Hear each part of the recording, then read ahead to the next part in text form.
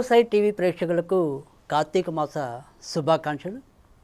కార్తీక మాసం అంతా కూడా మరి ఏ రకంగా మనం మన యొక్క కర్తవ్యాలను నిర్వహించుకోవాలి, మనలో ఉన్న ఈ దేహంలో ఉండే ఏదైతే ఒక ఆత్మ ఉందో ఆ ఆత్మని ఏ రకంగా పరిశుద్ధం చేసుకోవాలి, మరి ఆత్మ ఈ జీవుడికి, ఈ జీవుడితో ఉన్న ఈ దేహానికి, వీటన్నిటికీ మధ్య ఉన్న సమన్వయం ఏంటి, సంబంధం ఏంటి, వీటన్నిటిని ఏ రకమైన పురాకృత కర్మలతో వాటిని మనం చేసే వేటి వల్ల అయితే అవి సంస్కరించబడతాయి, వేటి వల్ల అయితే అవి నలిగిపోతాయి, వేటి వల్ల అయితే అవి పీడించబడతాయి. మరి అలాంటి వివరాలన్నీ కూడా మనకి ఈ కార్తీక పురాణ రూపేణ ఆ విషయాలన్నీ కూడా మనం తెలుసుకోగలుగుతున్నాం. ఈ తెలుసుకున్న విషయాల్లో ఏవైతే మనం కనీసం ఒకటైనా రెండైనా మన శక్తి కొద్దీ ఏవైతే ఆచరిస్తామో అవన్నీ కూడా మనకి శాశ్వత సుఖాలకి మెట్లుగా, సోపానాలుగా ఉండిపోతాయని చెప్పి ఈ కార్తీక పురాణం మనకి ప్రతిరోజు కూడా ఒక్కొక్క కథ ద్వారా తెలియజేయటం అనేది అయితే వస్తుంది. మరి ఈరోజు ఈ 12వ రోజు ఈ కథ అనేది, ఈ కథలో మనం ఏం తెలుసుకోబోతున్నాం, ఇవాళ మనకి ఏమి కార్తీక పురాణం అనేది మనకి ఏ రకమైన బోధనని అందిస్తుందో తెలుసుకునే ముందు ఒకసారి మరి వక్రతుండ మహాకాయ కోటి సూర్య సమప్రభా నిర్విఘ్నం కురు మే దేవా సర్వకార్యేషు సర్వదా. అత్రి మహాముని మళ్ళీ ఈ అగస్త్య వారికి చెప్తున్నారు. అయితే ఈ 12వ రోజు కథలో మనకి ఏంటంటే, మరి 12వ రోజు కథ మొదలెట్టుకునే ముందు మనకు అసలు ఈరోజు మరి ఎవరిని పూజించాలి, తర్వాత ఈరోజు మనం ఏవి దానంగా ఇవ్వాలి, తర్వాత మనం ఏ మంత్రాన్ని జపించాలి, ఇవి కూడా మనకి మరి తెలియాలి కదా. ఈరోజు కనుక మనం ఏదైనా సరే నిషిద్ధము అంటే కనుక ఉప్పు, ఉసిరి, పులుపు, కారం వీటిని ఈరోజు మనము వర్జించవలసి ఉంటుంది. మరి దానం ఏం చేయాలట? దానం ఏం చేయాలి అంటే కనుక ఏవైనా సరే పరిమళభరితమైన ద్రవ్యాలు ఏవైనా సరే పరిమళ ద్రవ్యాలని దానం చేయాలి. అలాగే రాగి దానం చేసినా కూడా మంచిది. అలాగే ఎవరైనా సరే శక్తి కొలితే ఏదైనా దక్షిణ తాంబూలాలని దానం చేసినా కూడా ఈరోజు కూడా మంచిదే. మరి ఈరోజు ఎవరిని పూజించాలి? ఈరోజు మనము భూదేవి, శ్రీదేవి సహిత విష్ణుమూర్తిని కానీ లేదా దామోదరుణ్ణి కానీ పూజించాలి. అది ఏం జపించాలి?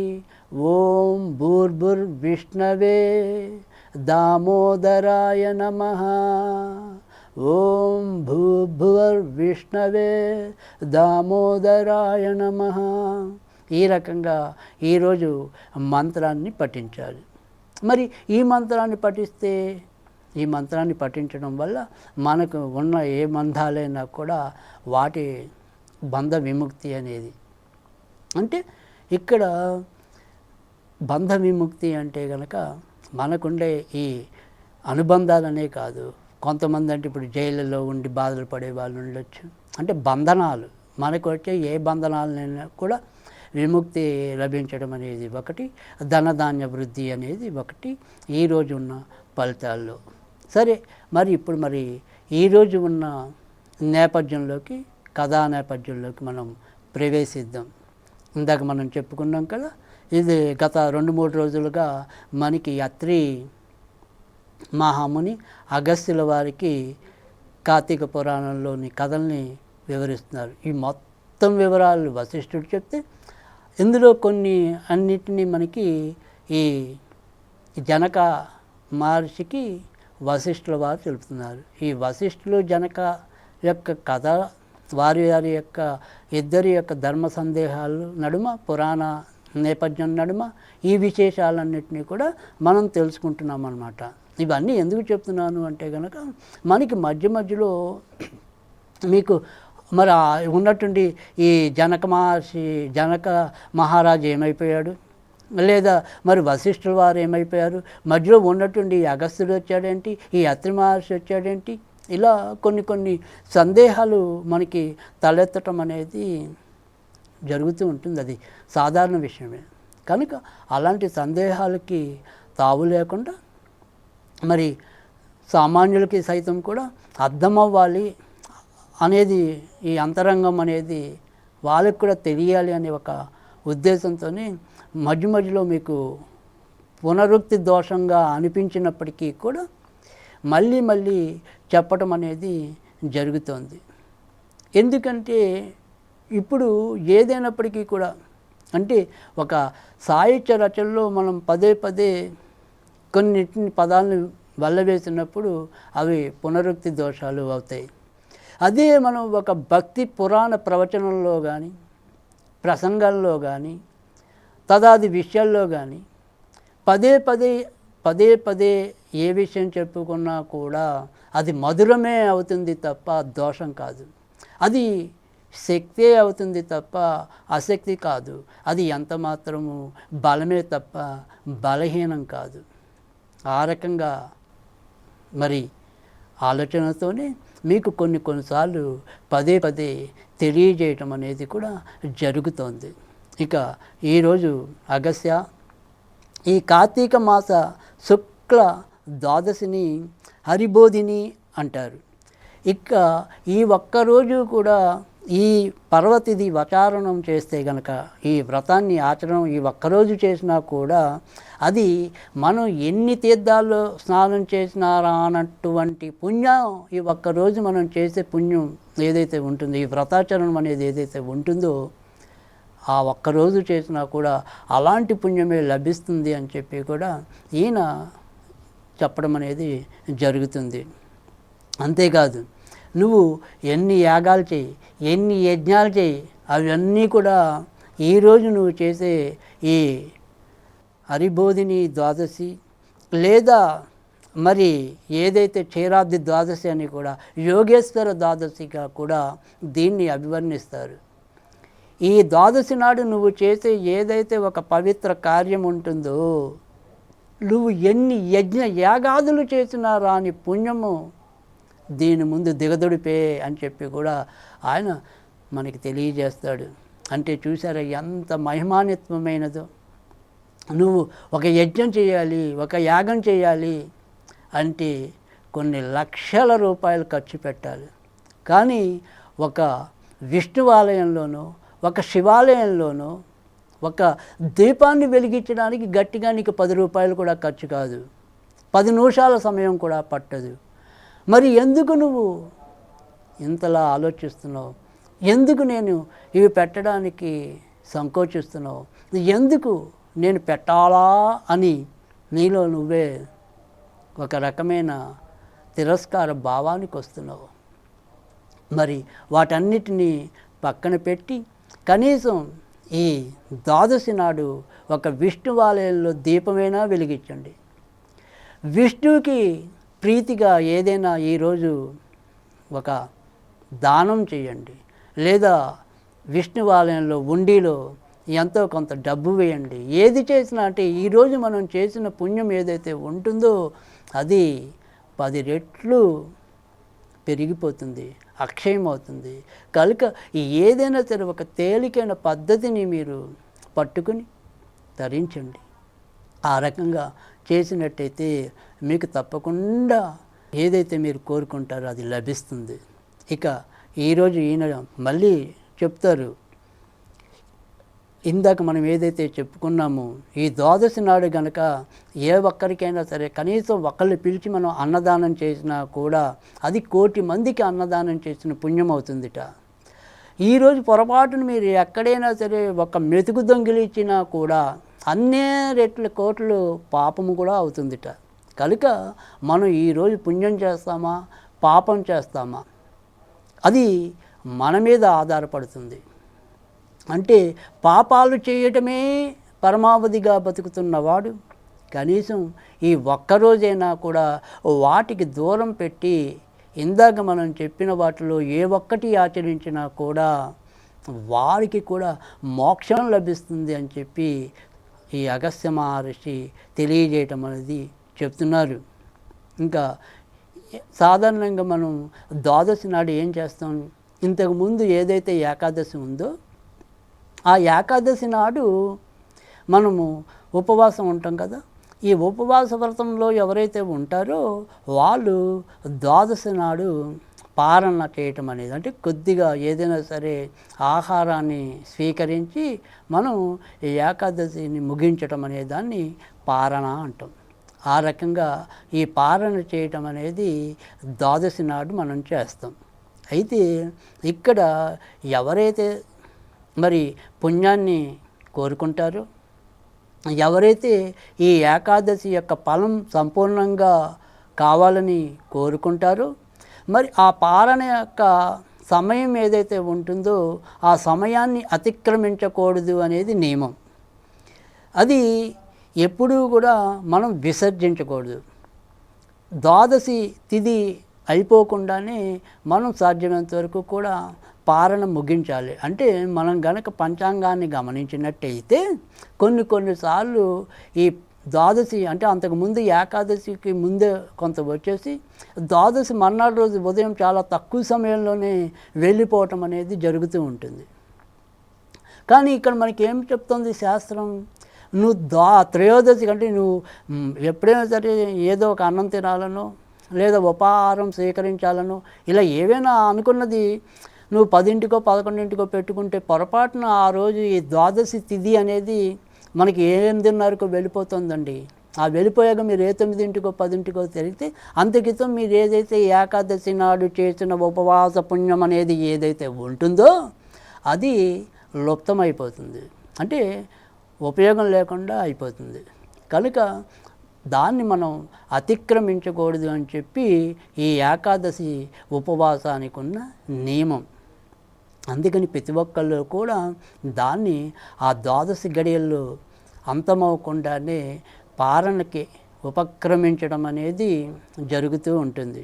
ఇక్కడ మనకి అది అలా చేయటం వల్ల వచ్చే శ్రేయస్సు ఏదైతే ఉంటుందో, దానివల్ల ఏదైతే మంచి ఉంటుందో ఆ మంచిని చెప్పటం అనేది సాక్షాత్తు ఆ శేషసాయి వల్ల కూడా అవదంట.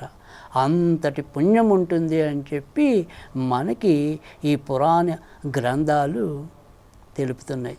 మరి ఈరోజు అలా ఏదైతే మరి ఏ ఇబ్బంది ఉందో అలాంటి ఒక సంకట స్థితి మనకి ఈ అంబరీషుడు అనే ఒక వ్యక్తి మహారాజు ఆయన ద్వారా మనకి అర్థమవుతుంది. అది ఇప్పుడు చాలా ఆసక్తికరంగా ఉంటుంది. ఇది తర్వాత కొన్ని అవతారాలకి ఎలా ఆలవాలమైంది కథ అనేది కూడా మనకి చాలా చక్కటి ఒక ఈ కార్తీక పురాణం ఉండే కథలన్నిటిలో కూడా చాలా విశిష్టమైన కథ. అందుకే కొంతమంది అంటారు, సరే మీరు ఈ కార్తీక వ్రతంలో ఏదైతే ప్రతిరోజు కూడా ఈ పురాణాల్లో ఉన్న అన్ని కథలు విన్నా వినకపోయినా కనీసం ఈ అంబరీష ఉపాఖ్యానం అనేది ఏదైతే ఉంటాయో వాటికి సంబంధించిన అధ్యాయాలు కనీసం చదివినా కూడా మీకు కార్తీక మాసం నెలలు విన్న పుణ్యం లభిస్తుంది అని చెప్పి కూడా ఇదే కార్తీక పురాణం మనకి తెలియజేయటం అనేది కూడా జరిగింది. కనుక ఈరోజు అలాంటి ఒక పవిత్రమైన అధ్యాయాల్లోకి మనం ప్రవేశిస్తున్నాం. అది అంబరీష ఉపాఖ్యానం. సో అది ఏంటి అనేది ఇప్పుడు మనం తెలుసుకుందాం. ఎప్పుడు కూడా అంటే ఈ ఏకాదశులన్నీ కూడా ఒక వ్రతంగా చేసుకుంటూ వస్తున్నవాడు ద్వాదశి అనేది ఏదైతే పారణ ఉందో దాన్ని ఎప్పుడు కూడా అతిక్రమించకుండా ఒక నియమ నిష్టబద్ధుడే నిరంతరం చేస్తూ వస్తున్నాడు. అటువంటి పరమ భాగవోత్తముడు పరమ పుణ్యాత్ముడు అయిన అంబరీషుడు అనే ఒక మహారాజు తను ఎప్పటిలాగానే మరి కార్తీక ఏకాదశి నాడు ఉపవసిస్తాడు. మర్నాడు రోజు మరి ద్వాదశ గడియలకి చాలా స్వల్పంగా ఉన్నాయి. ఇందాక మనం చెప్పుకున్నట్టు మరి అంతకుముందు రోజే ఈ ఏకాదశి ద్వాదశి చాలా మటుకు అయిపోవటం, ఈ మర్నాడు రోజుకి ద్వాదశి ఎక్కువ గడియలు లేకపోవటం, ఆ ఎక్కువ గడియలు మరి అయ్యేలోపు పాలన చేయాలనేది ఖచ్చితంగా ఉన్న సిద్ధాంతం నియమం. ఆ రోజు చాలా తక్కువ ఉన్నాయట. సరే ఇలా ఆ రోజు మరి చాలా స్వల్పమైన గడియలు ఉన్నాయి కాబట్టి ఆ లోపు ఎలాగైనా సరే పాలన చేసేద్దాం అనుకుంటాడు. అయితే మరి ఆయన అదృష్టమో ఆయన దురదృష్టమో తెలియదు కానీ అదే సమయానికి మరి మనకి ఎప్పుడు కూడా తెలుసు కోపంలో ఎవరు ఋషుల్లో అతి అంటే దుర్వాస మహామహర్షి. అంటే ఎవరికైనా సరే మనలో ఎప్పుడైనా సరే ముక్కు మీద కోపం ఉంటే అబ్బా బాబు వీడు దుర్వాస మహామహర్షిరా అంటాం. ఎందుకంటే ఈ దుర్వాస మహర్షి ఎవరైతే ఉంటారో ఆయనకి కోపం ఎప్పుడు కూడా ముక్కు మీద ఉంటుందో తెలీదు, లేదా కోపమే ఆయన ముక్కుగా మారిందో తెలియదు. కానీ ఎప్పుడు కూడా చాలా స్వల్పంగా కోపం వచ్చే వ్యక్తి ఎవరు అంటే కనుక మనకి పురాణ కథల్లో ఈ దుర్వాస మహాముని తెలుస్తారు. సరే, ఆ రోజు పాపం ఇలాగే ఈ అంబరీషుడి యొక్క దురదృష్టమో అదృష్టమో తెలియదు కానీ అక్కడికి సమీపించడం, ఆయన చెప్తాడు ఏమని, ఈరోజు నీ యొక్క ఆతిథ్యంలో నాకు కూడా భోజనం పెట్టవలసింది అని చెప్తాడు. అంబరీషుడు అప్పుడు ఆయన్ని, సరే ఈరోజు మరి నేను ఈ ఏకాదశి ఉపవాసం ఉన్నాను, ఈరోజు మరి ద్వాదశి పారణ కనుక మీరు తప్పకుండా ఈ ద్వాదశి పారణ అనే దానికి నాతో పాటు కూడా మీరు కూడా వచ్చి ఆతిథ్యాన్ని స్వీకరించి మమ్మల్ని ఆనందింపజేయండి అని చెప్పి ఆయన్ని సవినయంగా ఆహ్వానిస్తాడు, ప్రార్థిస్తాడు. సరే అప్పుడు నేను అలాతే ఈ స్నానానికి వెళ్ళి నా అనుష్ఠానం పని అయిన తర్వాత నేను సమయానికి చేరుకుంటానని చెప్పి నదికి వెళ్ళిపోతాడు. అమ్మయ్య, అంతవరకు బాగానే ఉంది. ఒక మహా వ్యక్తిని సమయానికి మరి రావటము అదృష్టమే. సాక్షాత్ దుర్వాస మహాముని లాంటి వాడు తనతో సపంక్తి భోజనానికి వచ్చినాడు అంటే కనుక అంతకంటే ఆనందకరమైన విషయం ఏముంటుంది. లోపల చాలా పొంగిపోయాడు, మరి చాలా చాలా ఆనందించాడు, తనకి ఒక మంచి అదృష్టం పట్టింది అని. కానీ పాపం ఆయన యొక్క ఆనందం ఎంతసేపు నిలవల. తర్వాత ఒక పెద్ద సంకటంగా మారింది. అది ఎలా మారింది అంటే, ఇంకా ఎప్పుడైతే అనుష్ఠానము స్నానము అంటూ ఈ నదికి వెళ్ళాడో ఈ దుర్వాస మహాముని సమయానికి అక్కడికి చేరుకోడు. ఆ రోజా ద్వాదశి గడియలు మనం మొదట్లోనే చెప్పుకున్నాం, గడియలు చూస్తేమో చాలా తక్కువ ఉన్నాయి. పోనీ కాలాత్మక దోషం లేకుండా, అంటే కాలాన్ని అతిక్రమించకుండా మనం ఏదైతే చేయాలో పాలన చేద్దామా అంటే ఒక పక్క ఆయనకు మాట ఇచ్చి ఉన్నాడు. ఈ ద్వాదశి పాలనకి ఆయన కూడా ఆహ్వానించి ఉన్నాడు. ఒక ఇంటికేమో ఒక పెద్ద మనిషిని ఆహ్వానించి ఆయన తినకుండా మనం తినేయడం అనేది చాలా తప్పు కదా, అది మనం కూడా చేయని పని కదా. అలాంటిది మరి ఒక ధర్మ పరిపాలకుడు ఏదైనా మాట ఇస్తే కట్టుబడి ఉండేవాడు. అలాంటి మరి పురాణ పురుషోత్తముడైన అంబరీషుడికి మరి అలాంటిది ఎలా చేయగలుగుతాడు? చాలా చాలా ధర్మమీమాంసలో పడిపోవటం అనేది జరుగుతుంది. ఇప్పుడు కనుక మనం ద్వాదశి దాటకుండా పాలన చేస్తే కనుక మొత్తం ఇన్నాళ్ళు చేసిన వ్రతం ఏదైతే ఉంటుందో ఆ వ్రతం అంతా కూడా, దాని పుణ్యం అంతా కూడా ఆవిరైపోతుంది. పోనీ అంతేకాకుండా మనం అలా చేస్తే ఇటు ద్వాదశి వ్రతాన్ని ఉల్లంఘించిన వాడు అవుతాడు, ఇటు దుర్వాస మహామునికి కోపానికి గురయ్యేవాడు అవుతాడు, విష్ణు భక్తిని వర్జించిన వాడు అవుతాడు. ఇలా ఏం చూసినా కూడా పాపమే కనిపిస్తోంది తప్ప ఆయనకి ఎంత మాత్రం కూడా పుణ్యం కనిపించదు.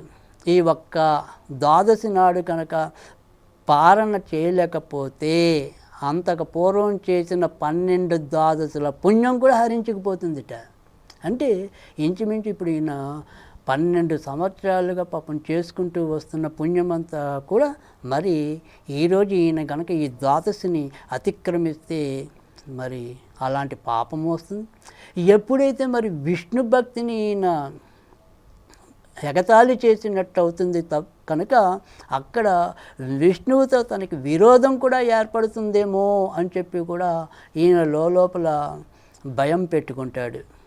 ఇక ఎప్పుడైతే మరి ఇంతేకాకుండా ఒక బ్రాహ్మణుడైన దుర్వాస మహాముని శాపం కూడా తనకి తగులుతుందేమో, తన్ను కూడా మరి అసహించుకుంటాడేమో, నా మీద ఆయనకి అసలే కోపం ఎక్కువ, నన్ను ఇంకా ఇబ్బంది పెడతాడేమో అని చెప్పి ఈ రకంగా కూడా అంబరీషుడు వ్యాకులత చెందుతాడు.